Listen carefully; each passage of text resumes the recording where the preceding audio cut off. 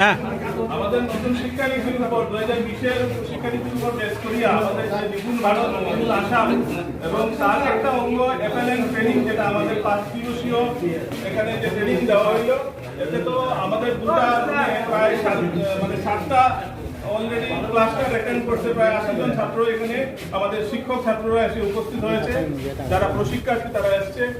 আর আমরা খুব এনজয়ের সাথে আমরা এটা আজকে ট্রেনিংটা নিলাম।